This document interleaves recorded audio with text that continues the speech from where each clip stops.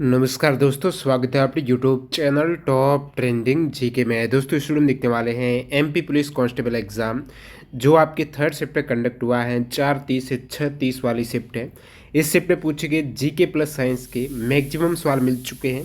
सभी कैंडिडेट का बहुत बहुत धन्यवाद जिन्होंने टेलीग्राम पर रियल और ऑथेंटिक सवाल भेजे और उनको वेरीफाई किया है। आप भी अपने शिफ्ट में पूछे गए सवाल भेज सकते हो और इसकी पीडीएफ फाइल के लिए आपको टेलीग्राम चैनल से जुड़ने होगा। वहाँ पर सवाल सेंड करने की लिंक मिल जाती है। काफ़ी कम कैंडिडेट सवाल सेंड करते हैं, तो जिनका भी एग्ज़ाम होता है, एग्ज़ाम खत्म होने के बाद टेलीग्राम से ज़रूर कनेक्ट होना। वहाँ पर सवाल सेंड करने का मैसेज की लिंक आपको मिल जाती है और पीडीएफ फाइल भी इसके ऑल शिफ्ट की एक साथ आपको टेलीग्राम पर अवेलेबल हो जाएगी। लिंक डिस्क्रिप्शन बॉक्स में है, चेकआउट कीजिएगा। तो 3rd शिफ्ट के सवाल यहाँ पर कंटिन्यू करते हैं। सवाल नंबर 1 आपके सामने। तो यहाँ पर जीके प्लस साइंस के टोटल 35 के आसपास सवाल पूछे गए हैं, जिसमें साइंस के लगभग 15 क्वेश्चन हैं और 20 सवाल हैं अदर इंडिया जीके के बाकी सब्जेक्ट के हैं।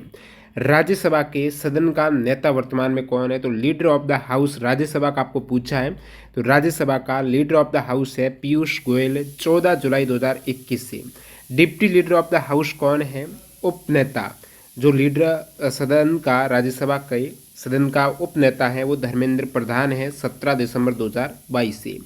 लीडर ऑफ द ऑपोजिशन कौन है? विपक्ष के नेता कौन है राज्यसभा के? तो मल्लिकार्जुन खड़गे हो जाएंगे। Deputy leader of the opposition है प्रमोद तिवारी हैं, जो कि 13 मार्च को बने हैं। Pramod Tiwari deputy leader of the opposition Rajya Sabha की बात हो रही है। राज्यसभा के महासचिव सेक्रेटरी जनरल है प्रमोद चंद्र मोदी। उपराष्ट्रपति आपको पता होगा, राज्यसभा का जो पदेन अध्यक्ष हैं वो उपराष्ट्रपति होते हैं, जो जगदीप धनखड़ है वर्तमान में उपराष्ट्रपति। तो 11 अगस्त 2022 से ये हो जाएंगे। डिप्टी चेयरमैन है हरिवंश नारायण सिंह। लोकसभा की बात करें तो लोकसभा के स्पीकर है ओम बिरला। सेक्रेटरी जनरल है उत्पल कुमार सिंह। लोकसभा के नेता कौन है सदन के? तो नरेंद्र मोदी जी हैं। Deputy leader of the house है राजनाथ सिंह, ध्यान रखना। लीडर ऑफ द अपोजिशन है वो रिक्त है। रिक्त इसलिए है क्योंकि अपोजिशन के लिए कम से कम लोकसभा में जो भी सत्तारूढ़ है भाजपा, उसको छोड़कर किसी भी पार्टी के पास 10% से अधिक सीट है ही नहीं। तो 10% से अधिक सीट होनी चाहिए अपोजिशन के लिए, जो नहीं है तो 2014 से वैकेंट है। नेक्स्ट यहाँ पर सवाल आपको पूछा है। आगे बढ़े उससे पहले मैं आपको बता दूं, जो कैंडिडेट किसी भी कॉम्पिटिटिव एग्जाम्स की तैयारी कर रहे हो और मॉक टेस्ट नहीं लगाते हैं तो एग्जाम में आपकी 50% तैयारी अधूरी रहती है। जो भी कैंडिडेट मॉक टेस्ट लगाते हैं कमेंट सेक्शन में बताना आपके एमपी पुलिस कांस्टेबल में मॉक टेस्ट पे कितना स्कोर हो रहा। बाकी जिन्होंने आज एग्जाम दिया वो कमेंट कर देना आपका कितना स्कोर हुआ, क्योंकि एग्जाम के तुरंत बाद स्क्रीन पर शो हो जाता है आपका स्कोर। जो मॉक टेस्ट नहीं लगा रहे हैं आपके सामने बेहतरीन डील है टेक्स्ट बुक की तरफ से। आज़ादी उत्सव सेल के तहत जो कैंडिडेट 12 और 13 अगस्त को टेक्स्ट बुक पास लेते हैं सबसे कम प्राइस में ये पास मिल जाएगा। कब? जब आप टीटीजी के कूपन कोड यूज़ करेंगे। तो yearly text book pass pro text book का एक नया फीचर है जिसमें प्रीवियस ईयर के जितने भी एग्जाम होते हैं ना, प्रीवियस ईयर के जो भी आप एग्जाम की तैयारी कर रहे हो, स्टेट लेवल की, सेंट्रल लेवल की, क्योंकि टेक्स्ट बुक पर सभी एग्जाम्स के मॉक टेस्ट आपको मिल जाएंगे 700 प्लस एग्जाम्स के। तो टेक्स्ट बुक पास प्रो में प्रीवियस ईयर के पेपर आप मॉक फॉर्म में दे सकते हो। एग्जाम से पहले एग्जाम का एनालिसिस कीजिएगा और कहाँ पर आपकी गलतियाँ हो रही है उसमें सुधार करते हुए आप प्रैक्टिस करेंगे तो आपका बहुत ही अच्छे तरीके से सिलेक्शन होगा, रैंक से सिलेक्शन होगा। इसके लिए आप टेक्स्ट बुक से आज ही जुड़ सकते हो। 13 अगस्त इस ऑफर का लाभ उठा सकते हो टीडीजी के कूपन कोड के साथ पे। लिंक डिस्क्रिप्शन बॉक्स में चेकआउट कीजिएगा। सवाल है बैंकों को लाइसेंस कौन देता है? तो बैंकों को जो भी यहाँ पर विनियमन किया जाता है वो आरबीआई के द्वारा किया जाता है। आरबीआई बैंकिंग विनियमन एक्ट 1949 के तहत यहाँ पर लाइसेंस वगैरह जारी किए जाते हैं। अब बैंकों के भी, जैसे बैंक को सबसे पहले कंपनी होगा, तो जैसे कंपनी एक्ट है वो 2013 का है। बैंकिंग रेगुलेशन एक्ट 1949 का, ये एक्ट जरूर याद रखिएगा। आरबीआई का एक्ट कौन सा? 1934 का है। Payment and settlement system act है 2007 का। फॉरेन एक्सचेंज मैनेजमेंट एक्ट है 1999 का। आपको पूछ लें कि जो सबसे पहले 14 प्राइवेट बैंकों का राष्ट्रीयकरण हुआ था वो कब हुआ था? तो राष्ट्रीयकरण हुआ था 1969 में 14 बैंकों का। 1980 में 6 बैंकों को हुआ है। और वैसे आरबीआई का जो राष्ट्रीयकरण हुआ है तो आरबीआई एक्ट 1949 के तहत सबसे पहले। अब जो 1934 का आरबीआई का एक्ट है ये ज़रूर याद रखना, पूछा जाता है कौन सा एक्ट है। शेड्यूल्ड बैंक हैं जो इंक्लूड की गई वो सेकेंड शेड्यूल में है आरबीआई के एक्ट 1934 में। नेक्स्ट सवाल, प्लासी की युद्ध में कंपनी की तरफ से नेतृत्व किसने किया था? प्लासी का युद्ध हुआ था 1757 में। कंपनी की तरफ से ब्रिटिश ईस्ट इंडिया कंपनी की ओर से नेतृत्व किया था रॉबर्ट क्लाइव ने, और रॉबर्ट क्लाइव के नेतृत्व में नवाब सिराजुद्दौला को हरा दिया गया था। तो एक तरफ थी ब्रिटिश ईस्ट इंडिया कंपनी जिसका नेतृत्व रॉबर्ट क्लाइव ने किया, दूसरी तरफ थे बंगाल के नवाब सिराजुद्दौला। इस पर मीर जाफर ने विश्वासघात किया जिसके चलते प्लासी के युद्ध में सिराजुद्दौला या फिर बंगाल के नवाब की हार हो गई थी। ये युद्ध दोस्तों 23 जून 1757 को हुआ था और यहाँ पर मीर जाफर के विश्वासघात के चलते हार का सामना करना पड़ा। अन्य प्रमुख युद्ध में आपको बक्सर का युद्ध पूछ लेंगे, चौसा का युद्ध, बिलग्राम का युद्ध जो अक्सर कॉम्पिटिटिव एग्जाम्स में आ जाता है। बक्सर का युद्ध की बात करें तो 1764 में हुआ, 22 या 23 अक्टूबर 1764 को। और ये युद्ध हुआ किसके मध्य? तो बंगाल का नवाब मीर कासिम, अवध के नवाब सुजाउद्दौला, मुगल बादशाह शाह आलम द्वितीय, ये तीनों की संयुक्त सेना वर्सेज ईस्ट इंडिया कंपनी, जिसका हेक्टर मुनरो की तरफ से नेतृत्व हो रहा था। तो बंगाल के नवाब ध्यान रखना मीर कासिम, अवध नवाब सुजाउद्दौला, मुगल बादशाह शाह आलम द्वितीय। ये युद्ध हुआ था बक्सर का 1764 में, जिसमें अंग्रेजों की जीत हुई और पश्चिम बंगाल, बिहार, झारखंड, उड़ीसा, बांग्लादेश का जो दीवानी और राजस्व अधिकार है इस जीत के चलते कंपनी के पास चला गया था। बिलग्राम का युद्ध और चौसा के युद्ध की बात करें तो 1539 में चौसा का युद्ध हुआ था शेरशाह सूरी और हुमायूं के मध्य। बिलग्राम का युद्ध भी हुमायूं और सूरी के मध्य हुआ है। अब देखिए शेरशाह सूरी और हुमायूं के मध्य जो बिलग्राम का युद्ध 1539 में हुआ, इस युद्ध में शेरशाह सूरी ने हुमायूं को हरा दिया था और ये चौसा का युद्ध था। बिलग्राम के युद्ध 1540 में हुआ। इस युद्ध में पुनः हुमायूं को पराजित कर दिल्ली पर बैठ गया था शेरशाह सूरी 2 बार यहाँ पर। नेक्स्ट यहाँ पर आपके सामने सवाल है, महाराणा प्रताप के घोड़े का क्या नाम था? महाराणा प्रताप के घोड़े का नाम था दोस्तों चेतक। हल्दी घाटी का युद्ध हुआ था जिसमें इसी घोड़े चेतक ने महाराणा प्रताप की जान बचाई थी। घोड़ा है महाराणा प्रताप को युद्ध से दूर लेकर चला गया था। हल्दी घाटी का युद्ध महाराणा प्रताप की सेना और मान सिंह के नेतृत्व वाली अकबर की विशाल सेना के मध्य हुआ था 18 जून 1576 को, हल्दी घाटी राजस्थान। महाराणा प्रताप का जन्म की बात करें तो 1540 को हुआ है। पिता का नाम उदय सिंह द्वितीय और माता का नाम रानी जयवंताबाई। महाराणा प्रताप हैं ये उदय सिंह की मृत्यु के बाद 1572 में मेवाड़ के राजा बने थे। नेक्स्ट वाला है, यक्षगान कहाँ का नृत्य है? यक्षगान दोस्तों कर्नाटक का नृत्य है। फोक डांस से सवाल पूछे जा रहे हैं तो सभी स्टेट की फोक डांस आपको पता होना चाहिए। अब कर्नाटक के प्रमुख नृत्य में डोलू कुनिता का काफ़ी बार एग्जाम में सवाल आता है, तो डोलू कुनिता कर्नाटक का है। बोलाक है ये भी कर्नाटक का है। भूता कोला कर्नाटक का ये प्रमुख डांस है। अगला सवाल है, पहली शिफ्ट में भी आया था, लक्ष्मी नारायण शास्त्री का संबंध किस नृत्य से है? तो लक्ष्मी नारायण शास्त्री का संबंध है कुचिपुड़ी से। शास्त्रीय नृत्य के प्रमुख डांसर आपको पता होना चाहिए। अब मैं प्रमुख कुछ बता देता हूँ जिनको अवार्ड मिल चुका है, पद्म अवार्ड। जैसे रुक्मणी देवी अरुंदले हैं, सेकंड शिफ्ट में आया था, भरतनाट्यम की डांसर हैं। इनको कौन सा अवार्ड कब मिला याद रखिएगा।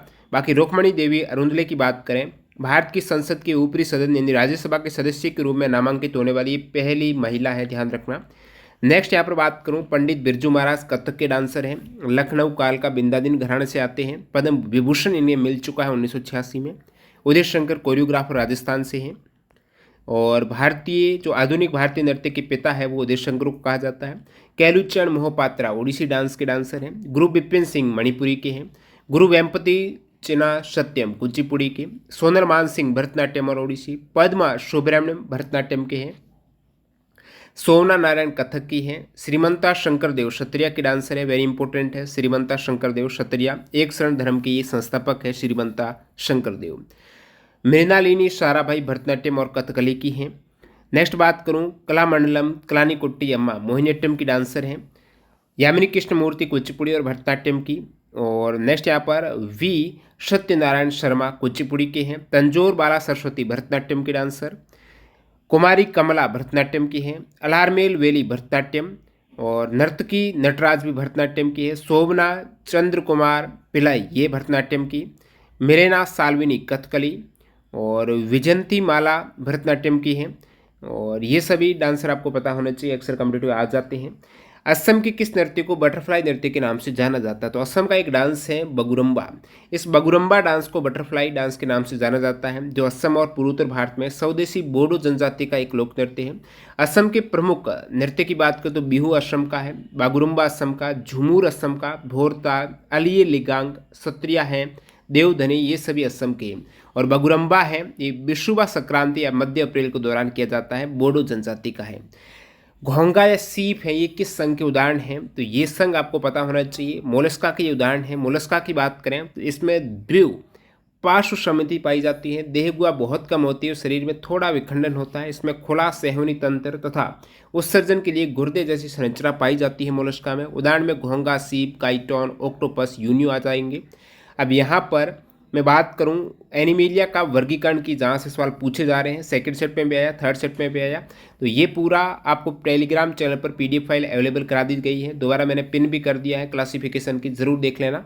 इसमें आपकी पोरीफेरा है। सबसे पहले बात करें पोरीफेरा, इसके कुछ उदाहरण देख लेते हैं, साथ साथ कुछ प्रमुख विशेषताएं हैं, नेक्स्ट बढ़ेंगे उसके बाद। अचल जीव है पोरीफेरा। पोरीफेरा में ध्यान रखना छिद्रयुक्त जीवधारी वो पोरीफेरा है। शरीर का कठोर आवरण और बाह्य कंकाल से ढका हुआ आपको मिलेगा। और पोरीफेरा स्पंज के नाम से जाना जाता है। स्पंज है ना ये पोरीफेरा, स्पंजिला, साइकॉन, यूप्लेक्टेला, छिद्रयुक्त जीवधारी स्पंज में होता है, वो पोरीफेरा है, अचल जीव है। ठीक है। सिलेंट्रेटा की बात करें तो जलीय जंतु है सिलेंट्रेटा। शारीरिक संगठन उत्तकीय स्तर का, देहगुआ पाई जाती है।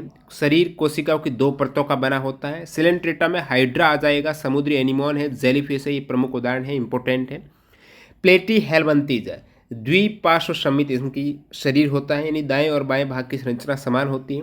शरीर त्रिकोरक होता है, अर्थात इनका उत्तक विभेदन 3 कोशिकीय स्तरों का होता है। वास्तविक देहगुआ नहीं होती है और सुविकसित अंग व्यवस्थित हो सके इसके लिए वास्तविक देहगुआ का यहाँ पर अभाव होता है।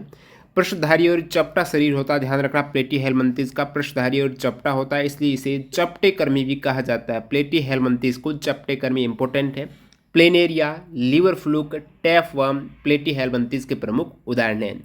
निमेटोडा की बात करें, त्रिकोरक जंतु, शरीर चपटा न होकर बेलनाकार है निमेटोडा का। देहगुआ को कूटसिलोम कहते हैं निमेटोडा में, और ये परजीवी के तौर पर दूसरे जंतुओं में रोग उत्पन्न करते हैं। निमेटोडा में गोल कर्मी आ जाएंगे, जैसे एस्क्रिस है, फाइलेरिया कृमि, पिन कर्मी, वुचेरेरिया, नेरेरिया, ये सभी निमेटोडा है। एनिलिडा है, वास्तविक देहगुआ एनिलिडा में पाई जाती है दोस्तों।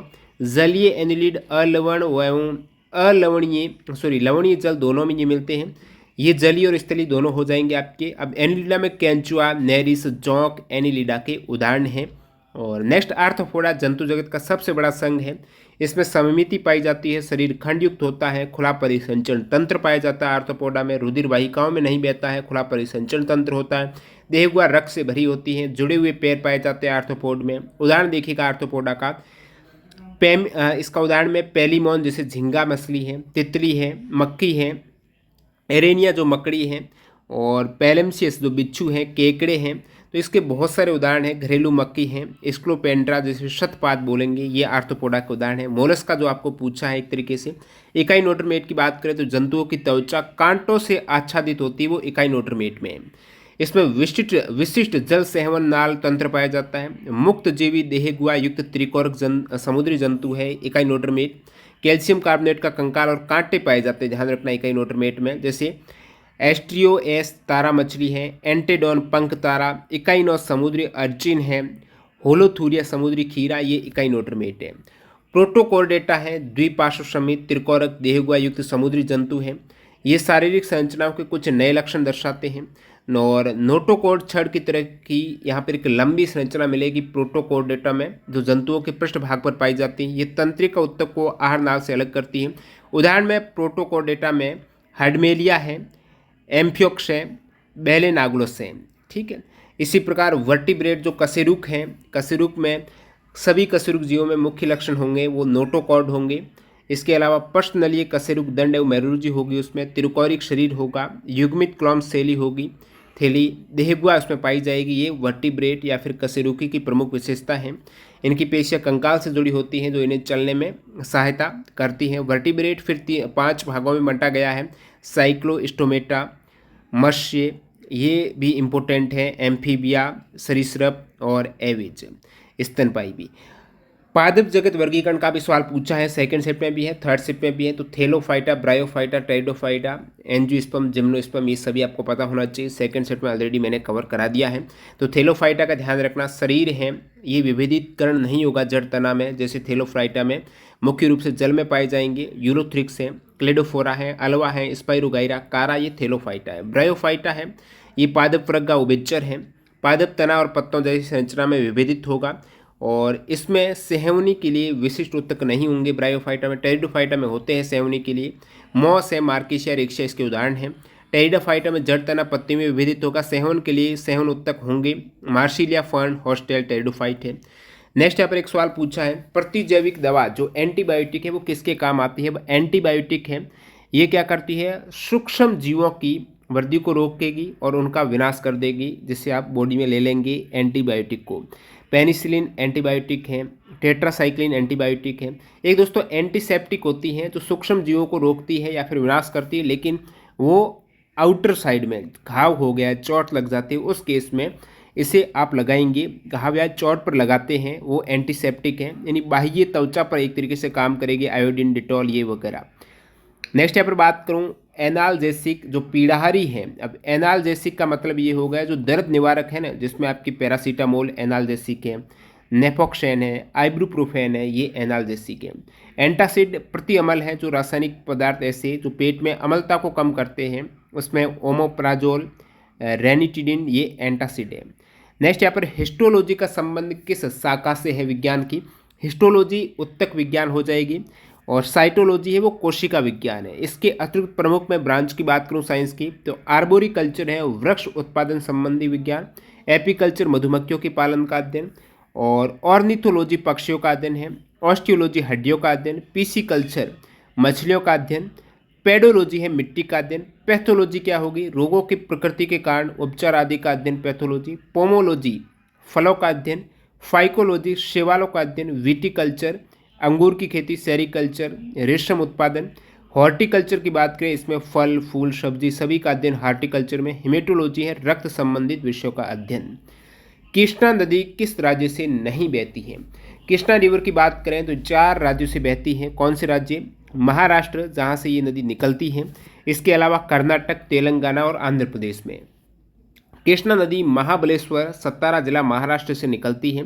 इसकी सहायक नदियों में वेणा, कोयना, कुडाली, पंचगंगा, दूधगंगा, तुंगभद्रा, घटप्रभा, मालप्रभा, मूसी, भीमा, ये नदियां हैं। कृष्णा नदी के किनारे विजयवाड़ा है। दोस्तों भारत की सबसे लंबी नदियों की बात करें, उनकी विशेषताओं की बात करें, कौन से राज्यों से बहती है, कहाँ से उद्गम होती है, यहाँ से सवाल पूछे जाते हैं। थोड़ा एक बार ब्रीफली देख लेते हैं। भारत में बहने वाली सबसे लंबी नदी है दोस्तों गंगा नदी।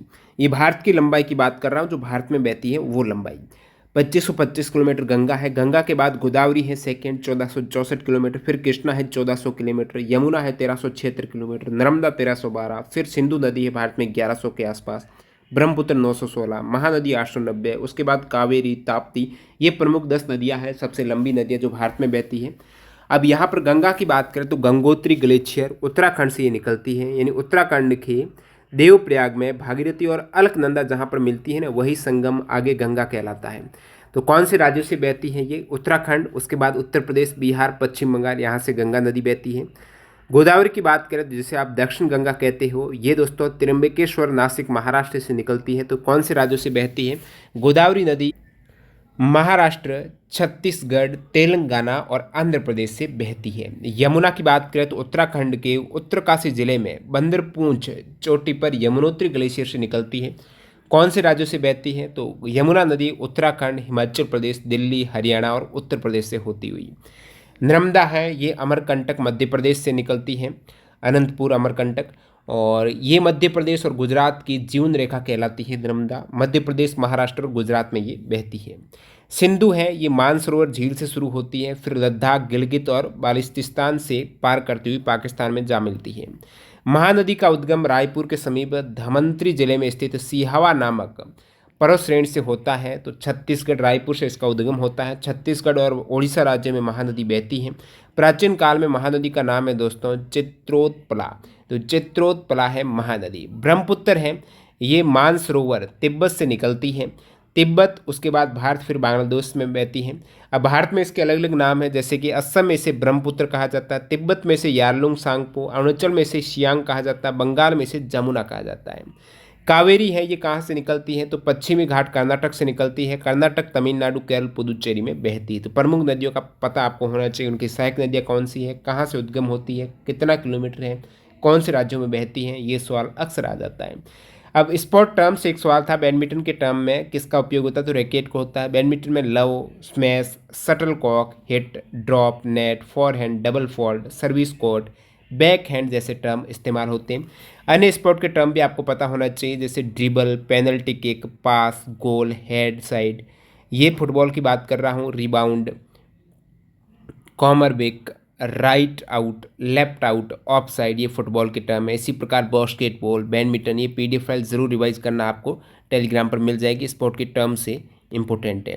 अगले सवाल की ओर मूव करते हैं। कुतुब मीनार निर्माण संबंधित गलत कथन कौन सा है? कुतुब मीनार की बात करें तो यहाँ पर निर्माण शुरू किया था कुतुबुद्दीन ऐबक ने। एक वेधशाला थी, उसको तोड़कर कुतुब मीनार का पुनर्निर्माण कराया था 1199 में। 1199 में कुतुबुद्दीन ऐबक ने इसका वेधशाला को तोड़कर पुनर्निर्माण करवाया। उस समय उन्होंने केवल आधार ही बनाया था। उसके उत्तराधिकारी इल्तुतमिश ने इसमें 3 मंजिलों को बढ़ाया था। तो 1220 में इल्तुतमिश ने यहाँ पर 3 मंजिल बनाई। शुरुआत की थी दोस्तों कुतुबुद्दीन ऐबक ने, और फिर यहाँ पर 5वीं और अंतिम मंजिल बनाई थी फिरोज शाह तुगलक ने। अब 1369, ध्यान रखना, फिरोज शाह तुगलक ने 5वीं और अंतिम मंजिल बनवाई। तो ये आपको निर्माण संबंधित पूछा है तो 3 प्रमुख नाम आते हैं, इल्तुतमिश, फिरोज शाह तुगलक और कुतुबुद्दीन ऐबक है। अंतिम आपको पूछ ले मंजिल 1369 में बनाई फिरोज शाह तुगलक ने। 3 मंजिल जो बढ़ाया था 1220 में वो इल्तुतमिश ने। और ये यूनेस्को वर्ल्ड हेरिटेज साइट भी है। कुतुब मीनार है जो कि दिल्ली में स्थित है, और ये इस्लामिक आर्किटेक्चर शैली में निर्मित है। कुतुब मीनार मेहरौली क्षेत्र दिल्ली में। चार मीनार की बात करें तो हैदराबाद तेलंगाना में स्थित है चार मीनार, और ये मूसी नदी के किनारे हैं। चार मीनार अलग है, कुतुब मीनार अलग हैं। चार मीनार सुल्तान मोहम्मद कुली कुतुब शाह ने 1591 ईस्वी में चार मीनार का निर्माण कराया। इनके आर्किटेक्ट हैं Mir Mohin Astarabadi. Style Indo Islamic architecture में, ऊंचाई चार मीनार की है 160 फीट के आसपास। तो ये प्रमुख जीके और साइंस के सवाल जो आज मिले हैं टेलीग्राम पर स्टूडेंट ने भेजे हैं। आप भी अपने सेट में पूछे गए सवाल भेजिएगा। इसकी पीडीएफ फाइल के लिए टेलीग्राम चैनल जरूर ज्वाइन कर लेना, लिंक डिस्क्रिप्शन बॉक्स में है। न्यू कैंडिडेट है वो ज्वाइन कर सकते हो। और टेक्स्ट बुक से जुड़ना चाहते हो, टेस्ट सीरीज़ लगाना अटैम्प्ट करना चाहते हो टेस्ट सीरीज़, उसके लिए आप टेक्स्ट बुक का पास प्रो ले सकते हो, जिसमें सारे एग्जाम्स के मॉक टेस्ट आपको मिल जाएंगे। अभी बेहतरीन डील चल रही है, 2 दिन के भीतर आप ऑफर का लाभ उठा सकते हो टीटीजी के कूपन कोड के साथ में। लिंक डिस्क्रिप्शन बॉक्स में है। धन्यवाद।